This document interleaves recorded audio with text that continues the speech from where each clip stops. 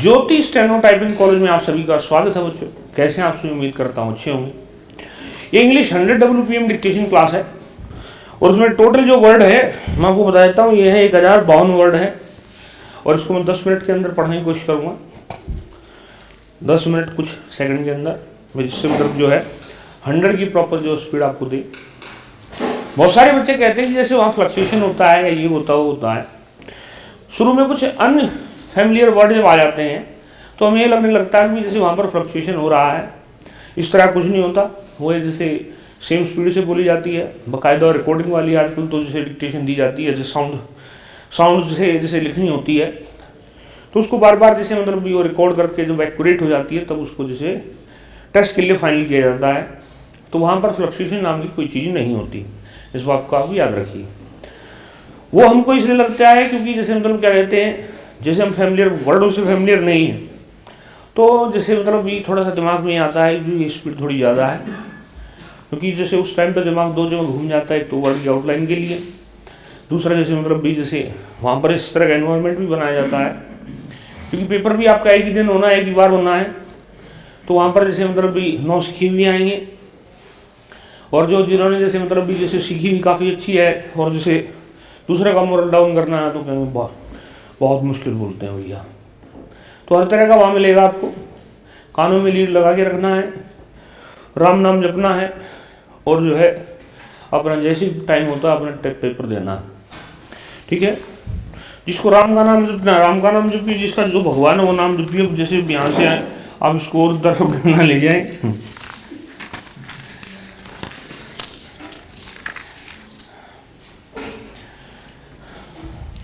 Dictation start after 5 second.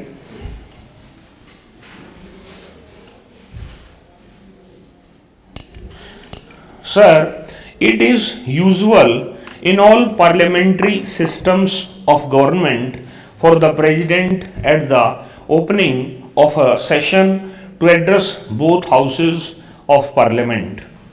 It has been criticized as being merely a narration of facts which have happened during the past year. But that is the usual thing, as honorable members know, which happens in most of the parliaments which work under parliamentary systems of government. I am sure that the honorable members are aware that India has always stood for peace and ever since her independence has done what she could to preserve peace in the world. Both in Korea and in Indochina, our efforts led to a ceasefire, and for the first time, with the settlement of the Indochina problem, there was no shooting war anywhere in the world. But now again, there are war clouds, especially in the Far East. As has been emphasized by the Prime Minister time and again, patience and tolerance are necessary to solve the tangle in Formosa.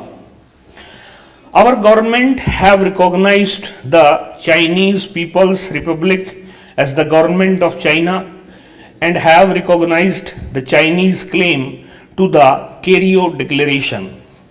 If the Cairo Declaration is to have any value, then it is fairly certain that Formosa is part of the China.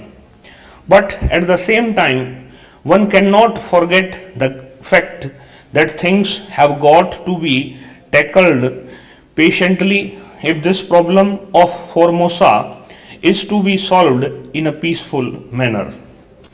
That will take time, and it is towards that end I am sure that our Prime Minister is working so that there will be no clash in the Far East with regard to the question of Formosa.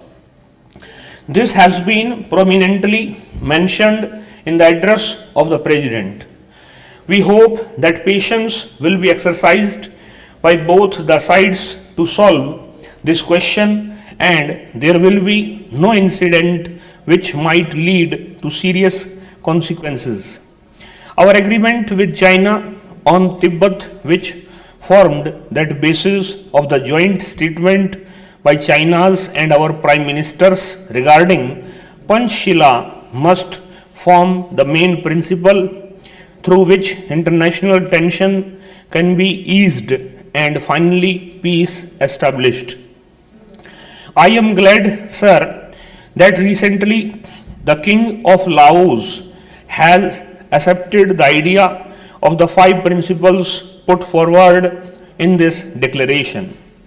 It is usual in the present time of atomic age to talk about the dangers of the use of atom for warlike purposes. The question is whether the new instrument in the hands of man is going to be used for the benefit of humanity or for the destruction of humanity and human civilization as we know it today. Both the United States and the Union of Soviet Socialist Republics possesses atomic weapons, and the United Kingdom government has now planned to manufacture hydrogen bombs for their security. As the Prime Minister has pointed out time and again, our country is not interested in the production of atomic weapons, but we are immensely interested in the use of atomic energy for peaceful purposes. There is no doubt whatever that in the interests of human civilization, these weapons should not only be banned but destroyed. The question is who is going to take the risk. There have been appeals that as the USA was the first nation to manufacture these dangerous weapons and use them, therefore they should set an example by destroying the bombs in their possession. Stockpiling of atomic weapons would lead to a dangerous situation, and somebody therefore ought to make a start in the matter of the destruction of these weapons.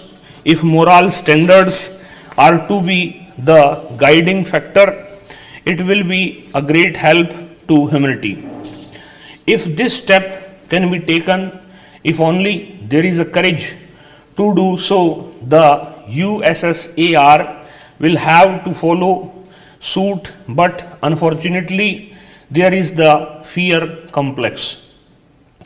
Most nations want to protect themselves and want to guard themselves against any surprise attacks by the other side.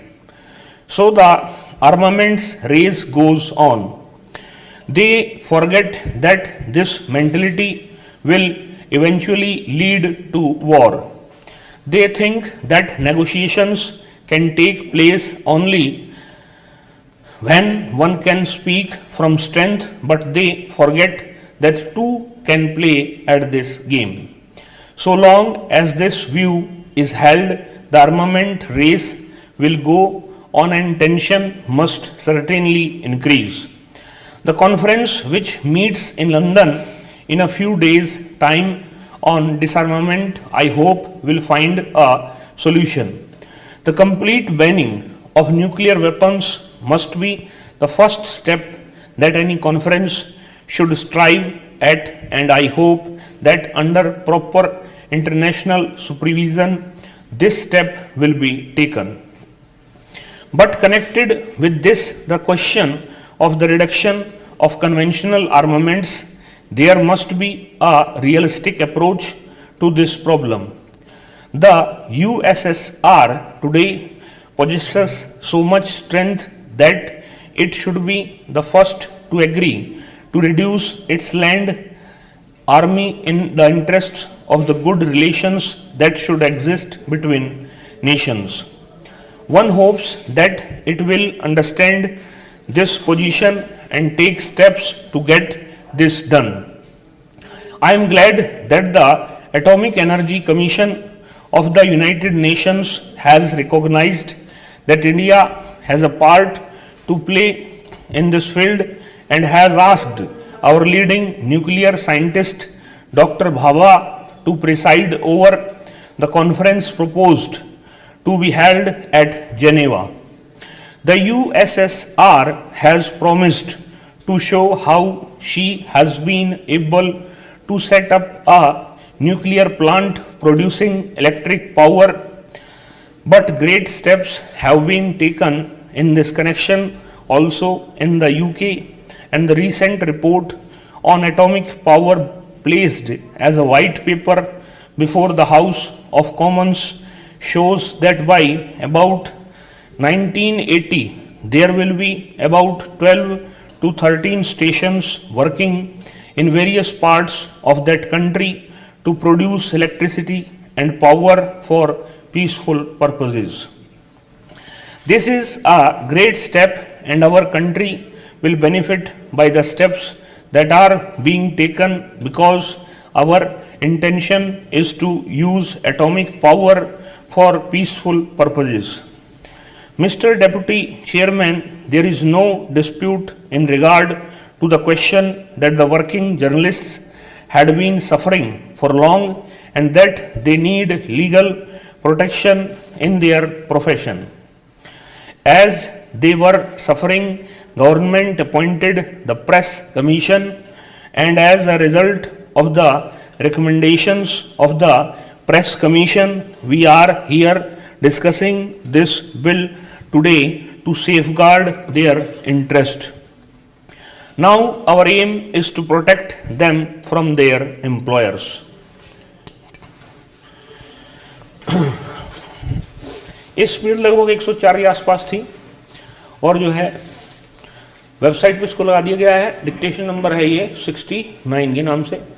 पहले इसको अच्छे से पढ़ेंगे, फिर वहाँ आगे type कर देंगे। इस क्लास के मिलता है बच्चों। नमस्कार बच्चों।